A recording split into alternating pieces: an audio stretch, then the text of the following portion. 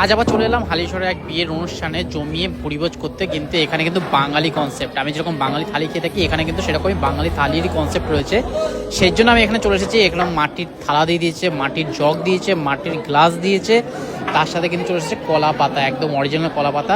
এর মধ্যে কিন্তু সার্ভ করা হবে আজকে যেই আকর্ষণীয় খাবারগুলো রয়েছে সেগুলো। তার মধ্যে কিন্তু ফার্স্টে চলে যাচ্ছে সালাড। সালাডের মধ্যে রয়েছে কিন্তু রয়েছে শশা, রয়েছে পেঁয়াজ রয়েছে, আর এখানে কিন্তু কাবুল রোল রয়েছে।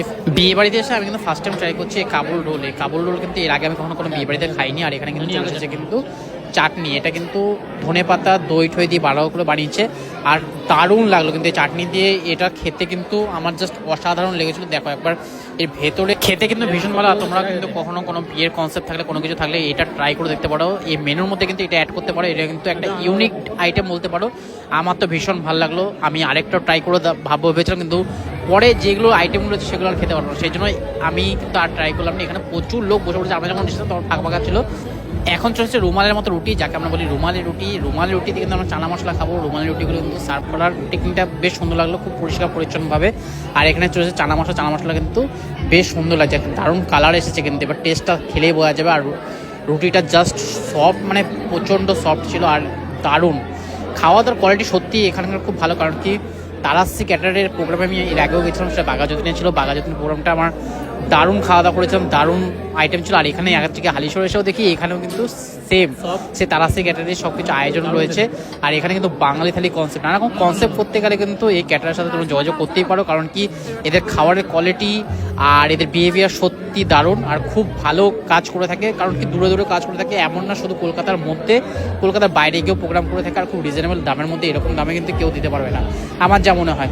যাই হোক, এখন চলে এসেছে চিংড়ি মালাইকারি। চিংড়ির সাইজটা একবার দেখো কত বড়। আর চলে এসেছে পিস পোলাও একদম দারুণ ঝুরঝুরে রাইস দিয়ে। একটা ইয়েলো পোলাও হয়, ইয়েলো পোলাও থেকে আমাদের পিস পোলাওটা বেশ ভালো লাগে। এটা কিন্তু মাটন কষা হোক, চিকেন কষা হোক, মাছ হোক, সবার সাথে কিন্তু দারুণ লাগে। আর চিংড়ির সাইজটা তোমরা একবার দেখো কত বড় সাইজের একটা চিংড়ি রয়েছে। এই চিংড়িটা দিয়ে খাবো, কিন্তু আমি চিংড়ি খেতে তো ভালোবাসি, কিন্তু আমার কিন্তু বেশি চিংড়ি খেতে পারি না। কিন্তু অনেকে আছে অনেক কটা চিংড়ি খেতে পারে, আমার পক্ষে সেটা সম্ভব হয় না। কিন্তু খুব সুন্দরভাবে সার্ভ করা হচ্ছে, আর খুব পরিষ্কার পরিচ্ছন্ন, পাতলা একদম, বেশি কিন্তু গাঢ় না, একদম দারুণভাবে কিন্তু তৈরি করা হয়েছে। এত বড় একটা চিংড়ি, আমি জাস্ট ফিদা হয়ে গেলাম এত সুন্দর খাবার খেয়ে। এর আগেও যখন খেয়েছিলাম সেটাও কিন্তু মাটনটা আর ওখানকার যে ফিশ কবিরাজি যেটা ছিল দারুণ হয়েছিল, আমার তো ভীষণ ভালো লেগেছিলো।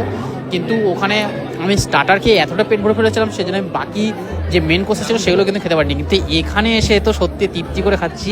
এখানে পরপর আইটেমগুলো প্রচুর আইটেম রয়েছে। আর প্লাস আমরা কিন্তু স্টার্টার কাউন্টারও খেয়েছি। স্টার্টার কাউন্টার ছিল ফিশ বল ছিল, আর আমি একটু ভাত পেমি, সেই জন্য কিন্তু ভাতটা শেষ হয়ে গেছে। সেজন্য আবার কিন্তু আমি পিস পোলাও নিয়ে এলাম, ও কিন্তু নিয়ে এলো। আমাদের কিন্তু চিংড়ির সাথে কিন্তু আমাদের শেষ হয়ে গেছিলো। আর এখন হচ্ছে মাটন কষা খাওয়ারবেলা। এখন কিন্তু মাটন কষা এখন ডেচকি ভরে চলেছে। দেখো কতগুলো মাটন আমি নিয়ে নিয়েছি কিন্তু।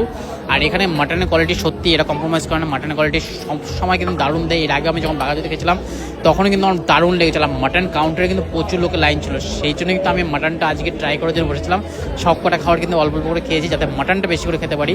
আর মাটনটা তোমরা দেখলেই বুঝতে পারছো কতটা সফট হয়েছে আর কতটা সুন্দরভাবে কিন্তু তৈরি করা হয়েছে। এমন না যে একদম খুব গাঢ়, এরকম বয়স্ক থেকে বাচ্চা সবাই কিন্তু তৃপ্তি করে প্রচুর পরিমাণে মাটন খেতে পারবে, সেরকমভাবে কিন্তু বানানো হয়েছে। আর পিস পোলাও দিয়ে জাস্ট অসাধারণ লাগছে। মাটন তো আমার দারুণ লাগে, সেই জন্য কিন্তু মাটনটা ট্রাই করার জন্য বসে থাকি প্রত্যেকটা বিয়ে বাড়িতে গেলে। আর ও কিন্তু বলছে যে সব খাবার কিন্তু ওর দারুণ লেগেছে, কারণ চিংড়িটা কিন্তু অসাধারণ ছিল। আমি কিন্তু মাটনটা আবার নেবো। মাটনটা দেখো আবার চলে এসেছে, এখানে প্রচুর পরিমাণে মাটন দিচ্ছে। আর মাটনটা কিন্তু কোয়ালিটি দারুণ লাগছে, মনে হচ্ছে কচি পাঠার মাংস দিয়ে করা হয়েছে।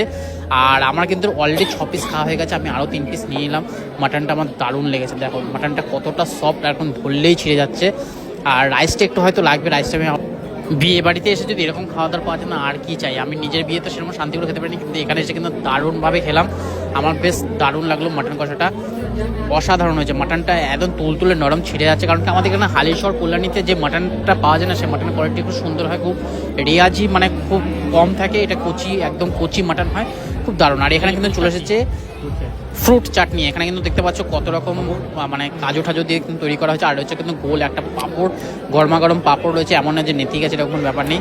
বেশ ভালো লাগে আমার কিন্তু চাটনি দিয়ে পাঁপড় খেতে বেশ ভালো লাগে। আর ফ্রুট চাটনি যদি হয় আমার বেশ দারুণ লাগে। এরকম একটা খেজুর রয়েছে, কিশমিশ রয়েছে, খুব সুন্দর হয়েছে। আর এখানে কিন্তু হট গোলাপ জামুন, এটা কিন্তু বিশেষত্ব, এরা কিন্তু নিজেরাই বানায়। এটা কোনো মিষ্টির দোকান থেকে কিন্তু নিয়ে আসে না, এরা কিন্তু নিজেরাই বানায়।